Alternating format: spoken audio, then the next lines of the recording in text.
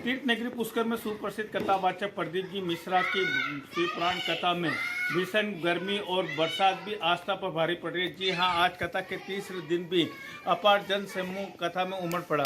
यानी कि 5 जुलाई से 11 जुलाई तक पुष्कर के मेला मैदान में सुप्रसिद्ध कथावाचक प्रदीप जी मिश्रा की शिव पुराण कथा चल रही है, जिसमें प्रतिदिन काफ़ी संख्या में गणमान्य लोग और जनप्रतिनिधि और लाखों की संख्या में शिव भक्त उमड़ रहे हैं। वहीं प्रदीप जी मिश्रा ने पवित्र सरोवर की पूजा अर्चना भी की और जगत पिता ब्रह्मा मंदिर के भी दर्शन किए। उन्होंने कहा कि पुष्कर जैसे पावन तीर्थ स्थल में शिव पुराण कथा सावन के महीने में होना बड़े सौभाग्य की बात है और जो भी यहाँ पे कथा सुनने आए उसका भोलेनाथ पूरी मनोकामना पूर्ण करेगा और उसकी झोली भरकर जाएगा।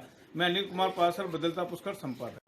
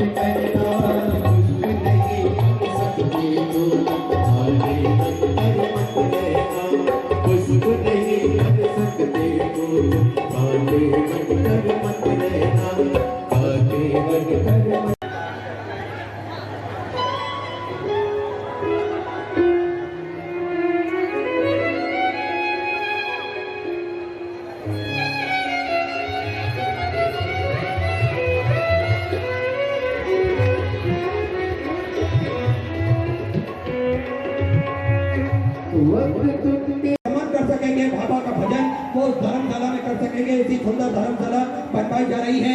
पूज्य गुरुदेव का आगमन हो। तस्मै श्री गुरुवे नमः।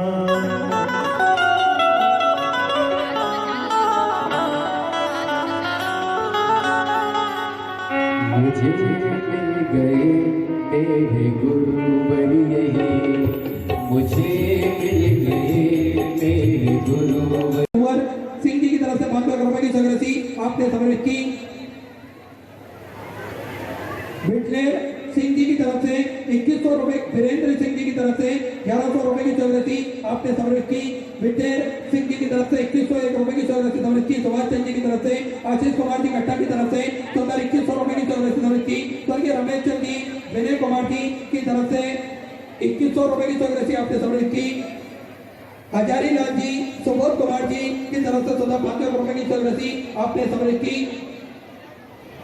श्रीमती मोनिका जी केवट कोरबा छत्तीसगढ़ से 500 रुपए की चौरासी आपने समर्पित की। रेजा जी उपाध्याय जबलपुर मध्य प्रदेश से 500 रुपए, ममता अनुपम जी त्रिपाठी इंदौर मध्य प्रदेश से 500 रुपए की चौरासी आपने समर्पित की। संजय कुमार जी प्रधान की तरफ से कांगड़ा हिमाचल प्रदेश से 500 रुपए, कांचा जी घाटना की तरफ से गोंदिया महाराष्ट्र से 1000 रुपए, नीलम जी गुप्ता देवरिया उत्तर प्रदेश से 500 रुपए की चौरासी समर्पित की। कप्तान में 1100 रुपए, नंदा जी अटपैया की तरफ से कांकेर छत्तीसगढ़ से 500 रुपए, प्रेम प्रकाश जी की तरफ से देवरिया उत्तर प्रदेश से 500 रुपए की चौरासी समर्पित की। विनायक जी विठल जी कुलकर्णी की तरफ से पुणे महाराष्ट्र से इंद्र जी राठौरी की तरफ से दिल्ली से 500 रुपए, राजनाथ जी सलाब की तरफ से इंदौर मध्य प्रदेश से 500 रुपए, उर्मिला देवी जी गुप्ता दिल्ली से 500 रुपए, ऋषि राज सिंह जी की तरफ से जबलपुर मध्य प्रदेश से 500 रुपए, प्रदीप कुमार जी सक्सेना बरेली उत्तर प्रदेश से 500 रुपए, गुप्तदार भोपाल मध्य प्रदेश से 500 रुपए, मुकुल जी जिंदल की तरफ से दिल्ली से 500 रुपए।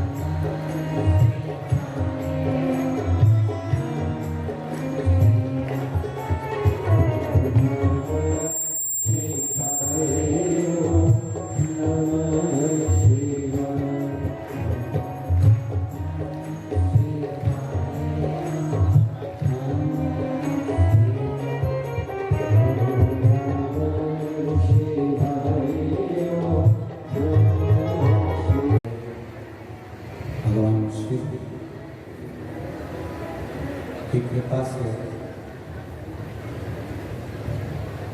पुष्कर राज्य की पावन तीर्थ भूमि, जहाँ पर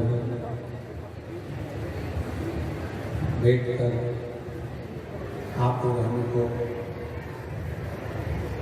शिव महापुराण की कथा श्रवण करने का सौभाग्य प्राप्त हुआ।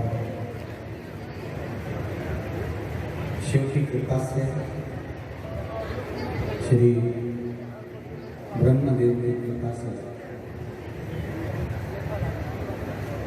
कथा के मुख्य यजमान श्री, ऐसा भी समय आ जाता है कि जिस समय हम अच्छा करने का प्रयास करते हैं और वो अच्छा होने, जैसे जैसा दिख रहा है, क्लियर आवाज नहीं आ रही है।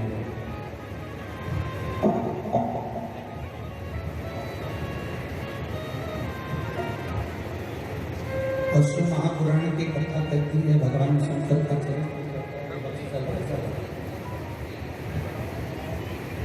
शिव महापुराण की कथा कहती है भगवान शंकर का चरित्र कहता है, शिव तत्व कहता है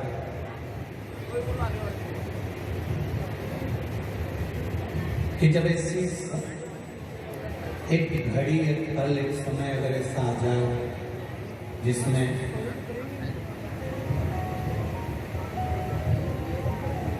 हमें कुछ श्रेष्ठ नजर ही ना आए, अच्छे मार्ग पर चलने का हम प्रयास करें और तो भी हमारा मार्ग विभाजित होता चले जाए, तब शिव पुराण कहती है, भगवान शंकर का चरित्र कहता है, भगवान शंकर की कथा कहती है, शंकर भगवान का ये पावन चरित्र कहता है। उस समय पर एक कार्य अपने जीवन में करना प्रारंभ कर दो,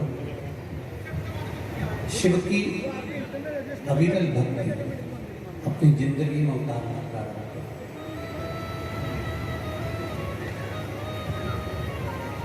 जो मंत्र शिव महापुराण के जो मूल मंत्र हैं, पंचाक्षर नमः शिवाय, षडाक्षर ओम नमः शिवाय या श्री शिवाय नमस्तुभ्यं,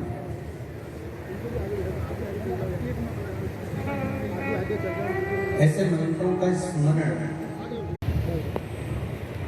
पुष्कर राज की ये पावन जो धरा है, पुष्कर राज की ये भूमि है,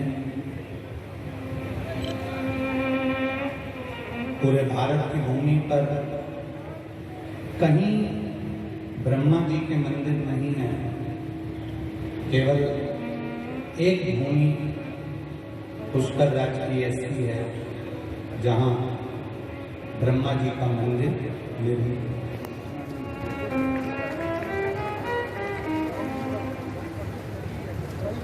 एक क्षण भर का क्रोध,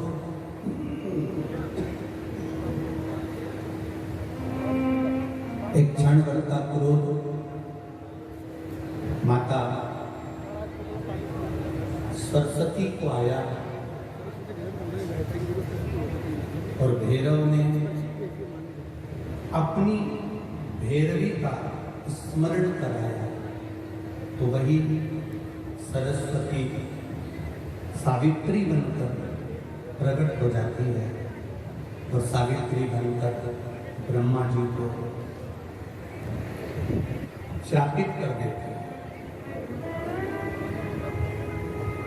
एक बात अपने जिंदगी में उतार कर रखना कि जिससे तुमने विवाह करा है, जिसके साथ तुम्हारी शादी हुई है, जिसके साथ में तुम्हारा मंगल विवाह हुआ है, जिसके साथ तुम्हारी शादी हुई है, पाणी ग्रहण संस्कार हुआ है, विवाह हुआ है, वो प्रयास करती है कि कभी अपशब्द ना बोले।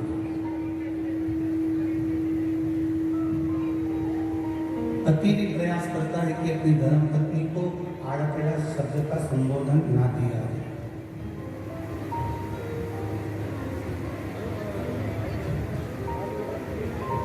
कोई ऐसा शब्द ना बोला जाए जिससे पति की वाणी का बुरा पत्नी को लगे या पत्नी की वाणी का बुरा पति को लगे। ऐसा कोई शब्द, ऐसा कोई संबोधन, ऐसी कोई वाणी पत्नी भी नहीं बोलना चाहती और पति भी नहीं बोलना चाहती। हमने एक बात पहले की कथा में कही है, अगर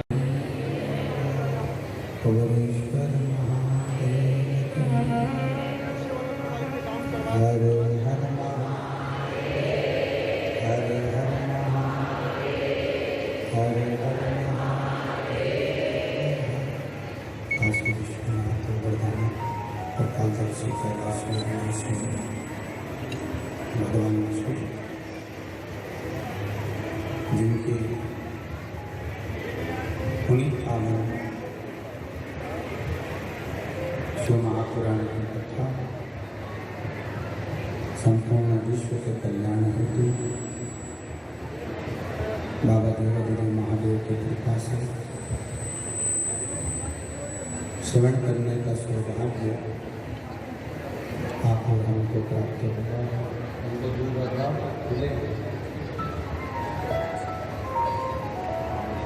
भगवान अगर आस्था चैनल पर आप कथा सुनते होगे तो आपके स्मरण में हमने पहले भी कथा में कहा, ना पति बुरा होता है, ना पत्नी बुरी होती है, ना सास बुरी होती है, ना बहू बुरी होती है, ना भाई बुरा होता है, ना देवरानी बुरी होती है, ना जेठ बुरा होता है, ना जेठानी बुरी होती है, ना हम बुरे होते हैं, ना हमारा रिश्तेदार बुरा होता है। एक समय ऐसा हो जाता है जो हर एक व्यक्ति से बुराई उत्पन्न करा देता है, उस समय को हमें टालना है।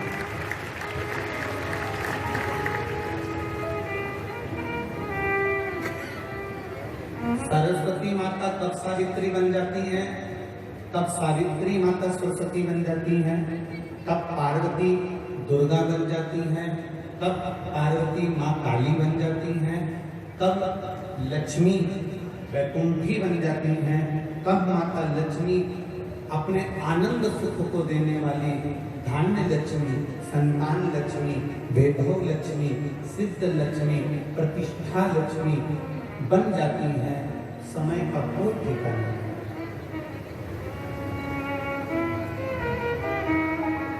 व्यक्ति बुरा नहीं है, घर में आने वाली तुम्हारी बहू बुरी नहीं है, बहू कभी जिंदगी में बुरी नहीं होती। अगर बुरी होती तो वो तुम्हारे बेटे से शादी नहीं करती, पहले मना कर देती कि मेरे को इससे शादी नहीं करना। बुरी नहीं है, बहू बुरी नहीं है, सास बुरी नहीं है। सास अगर बुरी होती तो अपनी रकम को तोड़वा कर, अपने जेवर को तोड़वा कर बहू के लिए रकम नहीं बनवाती, बहू के लिए जेवर नहीं बनवाती। बहू बुरी नहीं है, सास बुरी नहीं है, पति बुरा नहीं है, परिस्थितियां कुछ ऐसी बन जाती हैं, कुछ समय की घड़ी, पल, क्षण, चक्र ऐसा चल जाता है जिसके कारण बस हमारे भीतर पूरा हमको नजर आने लगता है, पूरा हमको दिखने लगता है।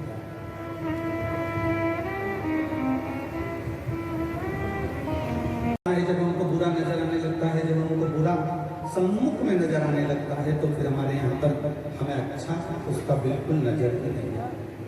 कुछ समय की गणना है।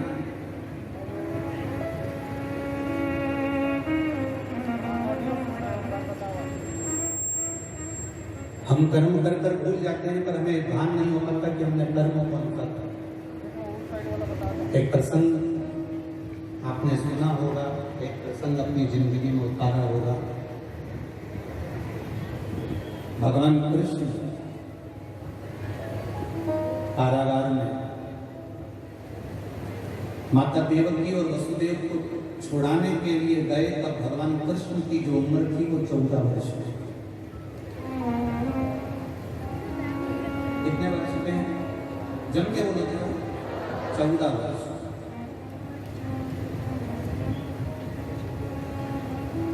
भगवान कृष्ण जब माता देवकी को छुड़ाने के लिए गए, वसुदेव जी को छुड़ाने के लिए गए, उस समय पर भगवान कृष्ण की उम्र 14 वर्ष की है।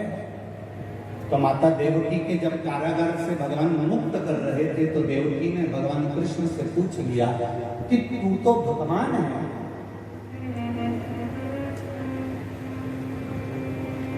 तू नारायण है, तू कृष्ण है,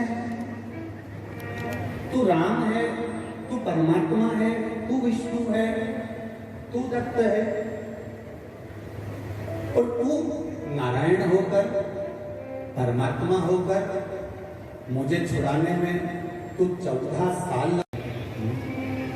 मत बुरे कर्म कर बंदी वरना पछताएगा, भगवान की आंखों से तू बच नहीं पाएगा, तू बच नहीं पाएगा। अरे ओ अज्ञानी करना, अरे ओ अज्ञानी मत करना, तेरे कर्म का फल भी तू ही पाएगा, जैसा किया तूने तेरे बुरे कर्म कर बंदे, मत बुरे कर्म कर बंदे, वरना पछताएगा। भगवान की आंखों से तू बच नहीं पाएगा, तू बच नहीं पाएगा। कोई बुरा नहीं है संसार में, ना पिता बुरा है, ना माँ बुरी है, ना पत्नी बुरी है, ना पति बुरा है, ना भाई बुरा है, ना सखा बुरा है, ना सास बुरी, ना ननन बुरी, ना बहू बुरी, कोई बुरा नहीं। हम जो अदालत में तलाक लेने के लिए जाते हैं, अदालत में तलाक लेने के लिए खड़े रहते हैं, हम उनसे हमेशा कहते हैं थोड़ा सा इंतजार करो, इतनी जल्दी निर्णय मत लो कि मुझे तलाक चाहिए, इतनी जल्दी मायके में जाकर मत बैठ जाओ कि मैं इस व्यक्ति के साथ रह नहीं सकता, मुझे ये बिल्कुल नहीं होना, मेरे सामने नहीं होना, मैं इसके साथ एक मिनट नहीं रह सकती। मान लो तलाक ले भी लिया, तुमने जिद पकड़कर तलाक ले लिया और मालूम पड़े तुमने दूसरी शादी कर दी, अभी तो तुमको जो भेरू मिला था उस पर कम सिंदूर चढ़ा था, अगला जो मिला पूरा सिंदूर चढ़ा हुआ मिल गया। हमारा केवल इतना सा कहना है, तलाक का निर्णय लेने से पहले, अपने परिवार को तोड़ने से पहले हम बेटे से भी कहेंगे और बेटी से भी कहेंगे, हम तो सब अपने आप अच्छा होते चले जाएगा। उस समय की कीमत को हम समय की कीमत नहीं जान पा रहे, हम अपने समय को नहीं पहचान पा रहे। हम सोचते हैं कि, और देखो ये तो सीधी सीधी बातें, माताएं जब हलवाई जब भोजन बनाता है इतना बड़ा कड़ाव रखता है, बड़ा सारा कड़ाव, उसमें एक बोरी शक्कर डालता है, रवा डालता, हलवा बनाता, सीरा बनाता, उसके पास में पलटा होता है, बोलो होता है कि नहीं होता, वो खोचा पलटा, क्या बोलते इधर इसको, पलटा, वो पलटा, उसका नाम ही पलटा। पलटे का मतलब है कि उसको नीचे से ऊपर पलट देना, ऊपर से नीचे पलट देना। क्यों पलट देना? क्योंकि वो जलेगा, अर्थात समय का इंतजार करो। किसी देवता के पास में पलटा नहीं है, पर मेरे शंकर भगवान के पास में त्रिशूल जो दिखता है वो पलटे जैसे है, उसका काम केवल पलटने का है। तब नीचे से ऊपर कर दे और तब ऊपर से नीचे कर दे, किसी को किसी देवता के पास में पलटा नहीं मिलेगा। तुम देख लो भगवान विष्णु के पास में चक्र है, चक्र से क्या वो हलवा पलट सकता है, सीरा पलट सकता है? भगवान के पास में गदा है, गदा से क्या सीरा पलट सकता है? बोलते जाओ, पलट जाएगा क्या? तलवार है, तलवार से सीरा पलट जाएगा? नहीं। पर त्रिशूल एक ऐसा है जो पलटने का भी काम कर देता है। वो मेरे देव अधिदेव महादेव के पास में है, उसने अपने पास संजो कर रखा है, वो पलट देता है। भाग्य को पलटने में देरी नहीं, थोड़ा समय जरूर लग सकता है। आप इतनी जल्दी निर्णय मत लेना कि मैं इसके साथ नहीं रह सकती, ये मेरे साथ नहीं रह सकता, हमें एक दूसरे के साथ नहीं रहना। बस आज के बाद हम एक दूसरे का मुंह नहीं देखेंगे किसी के कहने पर, चाहे इधर वाले समझाएं चाहे उधर वाले समझाएं। मेरा बेटियों से, मेरा बेटों से निवेदन है, आपका निर्णय आपके पास में है। आपको सोचना चाहिए कि हम घर परिवार अगर छोड़कर, एक अपने माता पिता को छोड़कर इसके साथ अगर शादी करी है, थोड़ा एडजस्ट करने का प्रयास करेंगे।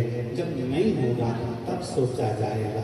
जब भी कोई निर्णय लेने का समय आए तब अपने मन को शांत रखकर, शिव का नाम लेकर, ओघड़दानी को याद कर कर, उसका भजन कर कर तब निर्णय लो कि मैं करूँ ना करूँ। और जब आप कोई निर्णय तक नहीं पहुंच पाओ, आपको भड़काने वाले ज्यादा मिलेंगे। रहने दे, अगर वो ऐसा करता है तो क्यों जाइए तू उसके पास में, मत जा। नहीं बेटी, थोड़ा एडजस्ट, बेटी का माँ कब तक एडजस्ट करें? हर बार गाली दे देते हैं, आप शब्द कह देते हैं, ताना दे देते हैं, हाथ उठा देते। सुन शांति रख। एक बार फिर अच्छा बनकर तुमको अच्छा बनाने का प्रयास। बेटा कह दे पत्नी ऐसी है, ऐसा बोला, कोई बात नहीं, थोड़ा सा हाँ, अगर अपन निर्णय नहीं ले पा रहे तो फिर किसी अपने माता पिता के सामने बैठकर फिर विचार करना कि मैं निर्णय क्या लूं। माता पिता भी सही निर्णय नहीं ले पाए तो किसी सतगुरु के पास जाना। साधारण गुरु के पास मत जाना, नहीं तो वो कह देंगे कि तुम्हारी किस्मत में तो ये पति लिखा ही नहीं, ये शादी जबरदस्ती हो गई, पत्रिका तो मिली ही नहीं थी, रिश्ता तो होना ही नहीं था। अब हो गया, उसको क्या करेगा? ये तो मालूम है कि ये रिश्ता नहीं होना था, गुण नहीं मिला, ये नहीं मिला, वो नहीं मिला, अब हो गया, उसका करे तो करे क्या? ये सब बात पुरानी हो गई। किसी सतगुरु के पास जाना, वो गुरु जिसने कभी किसी के संबंध को विच्छेदित नहीं हुआ, उस गुरु के पास जाना और गुरु के पास जाकर फिर बैठकर कहना। होता है कभी कभी अपना मोबाइल का फंक्शन अपने हाथ से गड़बड़ हो जाता है, अपने से नहीं सुधरता है क्या? कभी कभी तुम्हारी उम्र 75 वर्ष की हो गई, तुमने भले कितना भी कमाया हो, कितने भी लोग तुम्हारा कहना मानते हो, पर कभी कभी तुम्हारा मोबाइल 75 साल के तुम हो गए फिर भी तुम्हारा मोबाइल तुम सुधार नहीं पाते, तो क्या कहते हो? 15 साल का पोता, उसको आवाज लगाओगे, ए भानु इधर आ। हाँ दादाजी, अरे हमारे मोबाइल में ना जाने क्या हो गया, देखते जरा।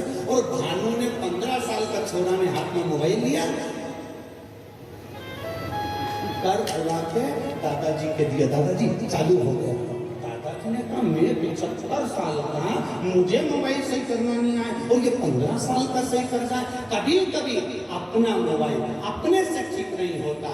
तुम ये मत सोचना कि तुम बहुत उम्र वाले हो गए, हमने कोई धूप में बाल सफेद नहीं करे, हमने कोई ऐसा नहीं करा, इतनी अकड़ में मत रहना कि कभी कभी 75 साल वाले का भी मोबाइल 15 साल का छोरा सही कर जाता है। स्मरण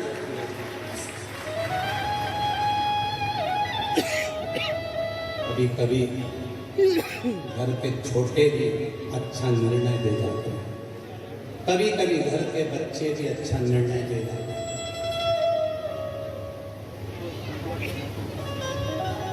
अहंकार में निर्णय नहीं लिया जाता।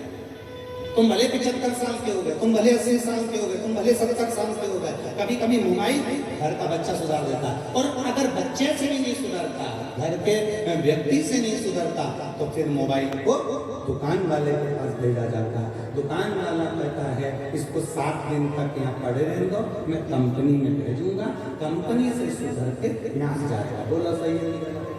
कंपनी में जाएगा, वहां से सुधर कर जाएगा। कितना दिन लगेगा? बस 7 दिन लगेगा। बस अगर तुम्हारी बुद्धि काम ना करे, तुम्हारा चित्त काम ना करे, सही निर्णय तुम अपने बेटा बेटी के लिए ना दे पाओ, तो फिर 7 दिन के लिए शिव पुराण में जाकर बैठ जाना। कंपनी में अगर जाकर बैठ गए तो मोबाइल ठीक हो सकता। 7 दिन कंपनी में मोबाइल को ले जाकर पटक दो, ठीक हो सकता।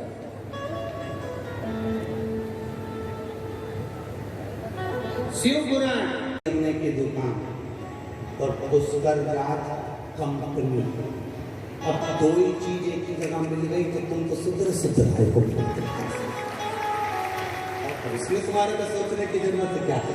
यहाँ देखो बहुत अच्छा एक हम कहना चाहेंगे, जिन 1999 में हमने जब पहली कथा गीता भाई पारस सर ने जब करवाई थी, तो वो गीता भाई पारस सर इसी पुष्कर की रहने वाली और इन्हीं ब्राह्मण परिवारों में से थी।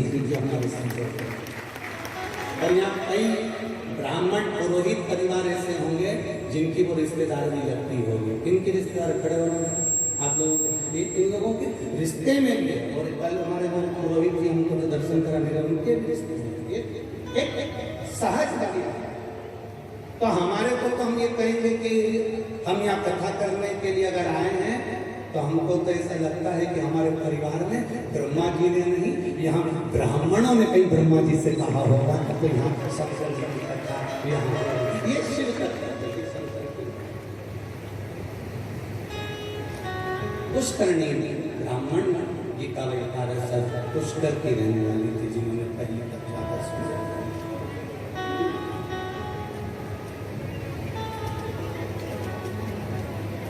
अब थोड़ा निर्णय ले,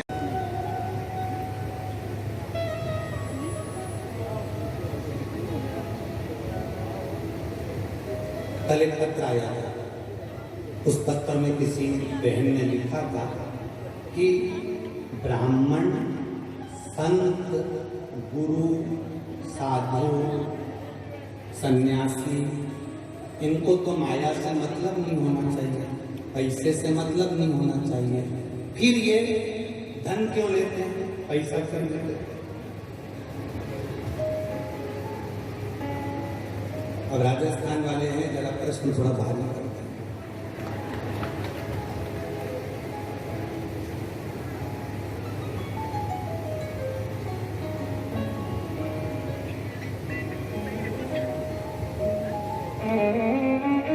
डट के तो घी खाते हैं, कौन?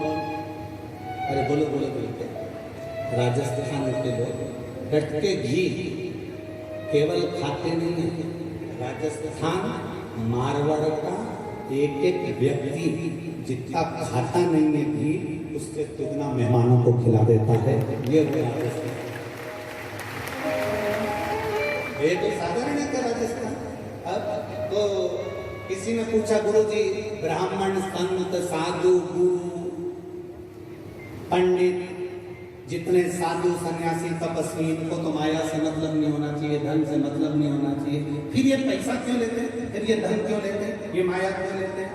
तो मेरा निवेदन केवल इतना है कि संत, साधु, गुरु, सन्यासी, ब्राह्मण, ये सब तुमसे पैसा, माया इसलिए लेते हैं कि माया भी रोती है कि हमारी तब काया सुधरेगी जब साधु संत के हाथ में आती है, साधु संत उसे भंडारे भोजन में लगा देता है, तो माया की भी काया पलट जाती है। इसलिए संत, ब्राह्मण, साधु, गुरुजन, सन्यासी, तपस्वी, साधक, उपासक, ये धन तुमसे लेकर माया की काया पलटने में लगा।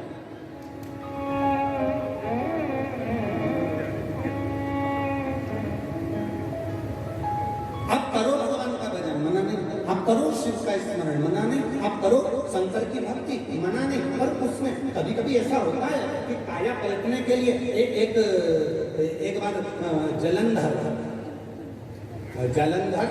एक बार जिनकी पत्नी वृंदा भगवान नारायण की उपासक, एक बार जलंधर जा रहा था और जलंधर पर देखते जलंधर, अब माँ तो माँ बड़ी सुंदर। हमने पहले भी कथा में कहा, जितनी सुंदर बहू नहीं होती उससे दुगनी सुंदर सास होती है। Old is gold. हम पहले भी कथा में कहा, बहू को तैयार होने में 2 घंटे लग जाते हैं, सास को बस तीज का व्रत, सास का भी, बहू का भी, बहू का तीज का व्रत, बहू 2 घंटे में तैयार हो रही, बाल धोएगी, झड़ाएगी, तैयार होगी, चोटी करेगी, खजूर वाली चोटी बांधेगी, चूड़ला, फिर पायल, फिर लहंगा, फिर चोली, फिर चुनर, फिर कचरा गजरा ना जाने ये सब लगाएगी। और सास, बहू कह रही मम्मी तुम कब तैयार होगी? इतने में मम्मी बोल रही बहू तू तैयार हो, मैं तो तुरंत पूजन का समय मम्मी तुम भी तैयार हो। बहू 4 बजे से तैयार होने में पिली, तब जाके 7 बजे भी पूरी तैयार नहीं हो पाई। सास ने कहा हो गई, बस अब भी आई, अब भी तुरंत कमरे में गई, आधा घंटा फिर निकलता, 7:30 बज गई और सास स्नान करी, अंदर गई, 2 मिनट में चोटी करी, एक साड़ी उसने अपनी पुरानी निकाली और पतला पतली लगा के जो सास पहन के बाहर आई, इतने में तो बहू की जान जल गई। टोकरी के देखे तो सब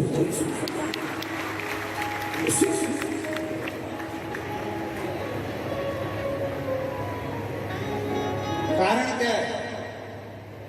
क्रीम की चमक 6 महीने रहती है, 4 दिन रहती है, 8 दिन रहती है, 4 साल 5 साल रहती है, पर सास जो भगवान की भक्ति में डूबी रहती है, अच्छे कर्म की चमक जिंदगी भर रहती है। उसको जरूरत नहीं बहुत सारे श्रृंगार करने की, उसको बिल्कुल जरूरत नहीं है। वो बस अपनी मस्ती में रहती है। कहीं अंदर और कभी कभी तो उसको अगर लाड़ी लगाना भी नहीं आती ना, तो उसमें से ऐसे लेके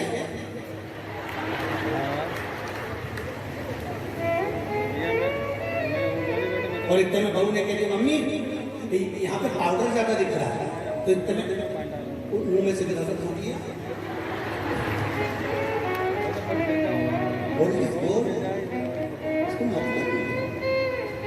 उसकी भक्ति, उसका भजन, उसका कीर्तन, उसका मंत्र जाप, उसका स्मरण और उसका परिवार के प्रति समर्पण, केवल सास का ही नहीं, बहू जो अपने परिवार के प्रति समर्पित रहती है, उसको ब्यूटी पार्लर जाने की जरूरत नहीं पड़ती, वो खुद ब्यूटी क्वीन बन जाती है, अपने आप सुंदर हो जाती है, अपने आप उसको सुंदर कर बनी तो कहीं कहीं की रहती है। एक पत्नी ने नई साड़ी पहनी, त्योहार का दिन था, पति से पूछा मैं कैसी लग रही हूँ। अब पति ने मन में विचार करा, सुबेरे सुबेरे कौन मूड खराब करे। पत्नी भी इतनी जिद्दी थी, वो जब तक पति से पूछे नहीं तब तक वो काम पे जाए। तैयार होके बाल माल धो के कंगा कंगी करके बढ़िया जोड़दार झुमका झुमकी पहन के साड़ी माड़ी का पल्लू इधर पिन से टच करके और पति से आके पूछी मैं कैसी लग रही है। पति ने कुछ नहीं कहा, पत्नी ने पति का हाथ पकड़ा, कैसी लग रही है। पति बोले ऐसी लग रही जैसे हरी घास में भैंस चल रही है। तो पूछने गई क्यों पूछा है, जो उसको लगा उसने, ये तो अपना मन का भाव है कि जो बोल दिया, जो स्मरण में आया वो बोल दिया। अब यहाँ जलंधर ने माता पार्वती जी को देखा, वहाँ जाते हैं। ये कथा होने के बाद में ये 11 तारीख को पूरी हो जाएगी। 12 तारीख को अलवर राजस्थान में 1 बजे से 4 बजे तक वहाँ चालू हो जाएगी। अलवर की भूमि पर चालू हो जाएगी। पर एक चीज देखने को मिली पुष्कर राज, जब परसों के दिन पानी आया, कल रात्रि को फिर पानी आया और खूब पानी आया, तो बड़ा सुनकर बड़ा अच्छा लगा। जब भक्तों ने मैसेज करा सीहोर कुबेरेश्वर धाम पर, और कुबेरेश्वर धाम से आशीष जी के पास में मैसेज आया कि गुरु जी को कहना कि पुष्कर राज में जहाँ कथा चल रही है, उस कथा के आसपास में जो होटलें हैं, धर्मशालाएं हैं, जैसे ही रात्रि को पानी आया तो पंडाल की व्यवस्था देखते हुए सारे होटल वालों ने अपने अपने दरवाजे खोल दिए और सबको अपनी होटल में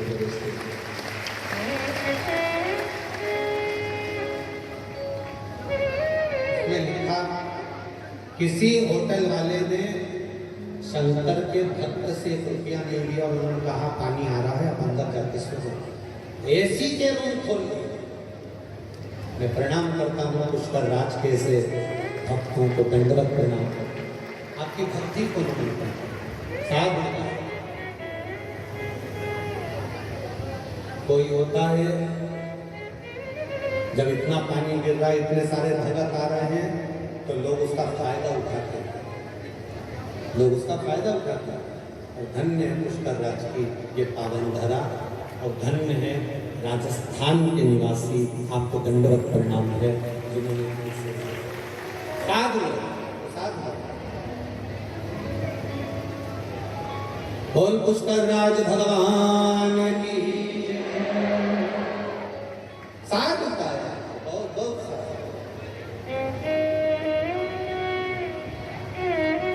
होटल, अटारी, महल, संपदा, सत्ता, वैभव सब यही छूट जाना है, पर इतने शंकर के भक्तों के लिए आपने जो व्यवस्था करी है, इतने शंकर के भक्तों को जो आप पानी पिला रहे हो, भोजन करा रहे हो, या किसी न किसी रूप में इनकी सेवा कर रहे हो, खाली नहीं जाएगा।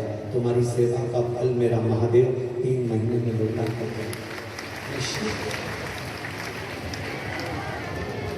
वो सहज नहीं है महाराज। बोल बम का नारा है, बोल बम का नारा है। सहज नहीं है मेरा महादेव, सरल नहीं है मेरा महादेव। हिसाब पूरा रखता है।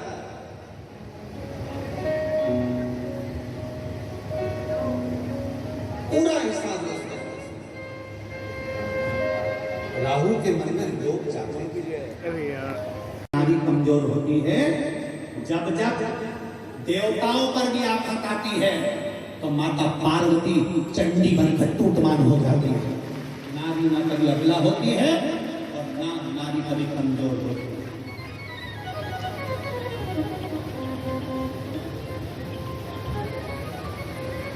ये दुनिया के लोगों ने एक कह दिया नारी कमजोर है। नारी का कमजोर है, किस बात से कमजोर है नारी?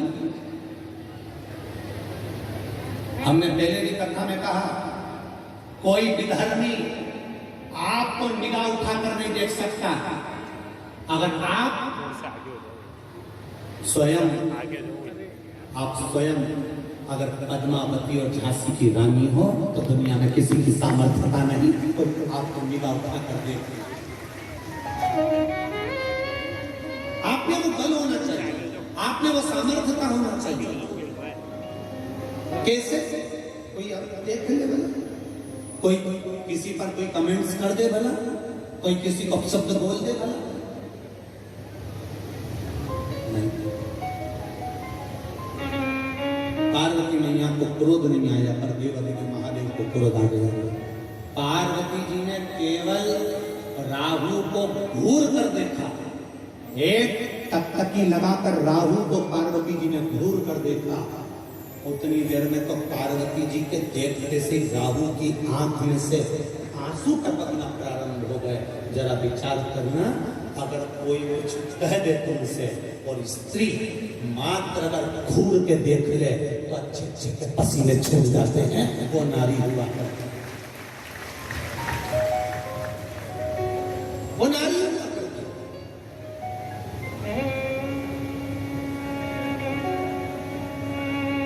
कभी कभी बड़े एक बहुत विचित्र बात है, बहुत थोड़ा ध्यान देना हो, थोड़ी गलत जगह लेकर चले जाते हैं। परंतु उम्मीद है कि जितने शंकर के श्रोता हैं वो वाणी को समझते हैं, उस बात को ध्यान करते हैं। एक पहले से नियम था, बहुत पहले की बात है, बहुत पहले की बात है। पहले से नियम था, पति मर जाता था तो पत्नी ऐसा हाथ जोड़कर अर्थी के पीछे पीछे चलती थी और पति के साथ बोलो जब के बोलो सती हो जाता था कि नहीं था। ऐसा नियम पहले ऐसा नियम।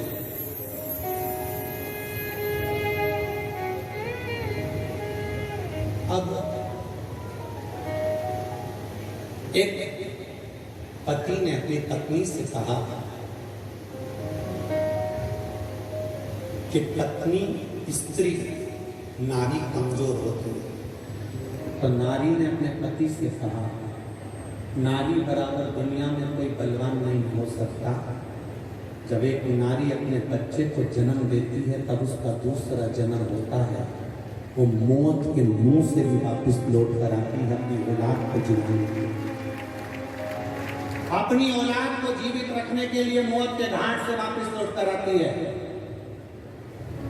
जितना बल नारी में होता है उतना बल पुरुष में नहीं। इतने में पति ने कहा, पत्नी में इतना बल नहीं जितना पुरुष में होता है। पत्नी ने कहा ठीक है। जब पति प्राण छोड़ता है, मरता है, तो जलती हुई चिता में जिंदा नारी बैठती है, उसमें उतना बल होता है। अब एक बार कोई पति को, अभी तक नारी सती होती थी, किसी को सता होता हुआ बता एक ढूंढ कर लेकर आओ जो सका हो गया, एक नहीं मिलेगा। नारी में बल होता था, पति को अर्थी पर चिता पर लेकर गोदी में बैठ जाती थी, लाल चुनर ओढ़कर पूरा श्रृंगार कर पूरा गांव देखता था, और नारी की बलता यह होती थी कि वो सती हो जाए। अब तुम कह रहे हो कि तुम इतने बलवान हो, तो पत्नी मरे तो सफा क्यों नहीं होता? बलवान दिखाओ।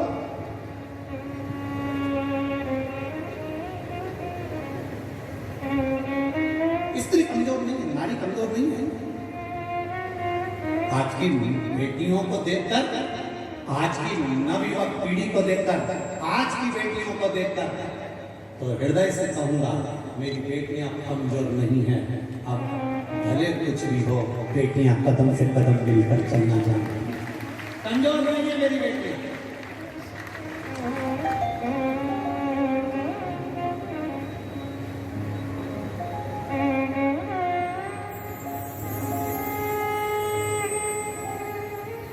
कदम से कदम मिलाकर चलना चाहिए।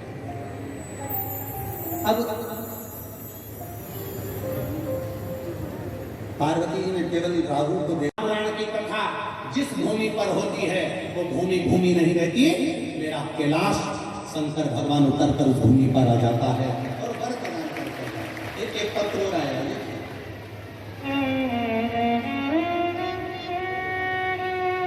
लोग भी ऐसे होंगे जो भीड़ को देखकर यहाँ तक पहुँच भी नहीं पाएंगे। हमारा उनसे निवेदन है, ये बार बार नहीं होने वाली है, तो भाग्य जगह होंगे और ब्रह्मा जी को अच्छा लगा होगा तो यहाँ बोलेंगे। कठिन और कठिन है यहाँ तक पहुँचेंगे। अजमेर में बैठे हुए लोग सोचेंगे 15 किलोमीटर पर हो रही है, भीड़ बहुत हो रही है, कैसे जाएं, क्या करें? कुछ तो होगा शिव पुराण में, जो जयपुर से, बीकानेर से, हलोदी से, राजस्थान में ना जाने कहाँ कहाँ से, पंजाब, हरियाणा, ऐसी ना जाने कहाँ से आए। उसको इनकी झोली में बाबा ने भरा होगा, तब तो ये यहाँ पहुँचे हैं। और बाबा लुटाने के लिए आया, और अगर आप उसके दरवाजे तक पहुँच कर नहीं लूट पाए तो तुम्हारी जिंदगी गई। वो लुटाने को आया।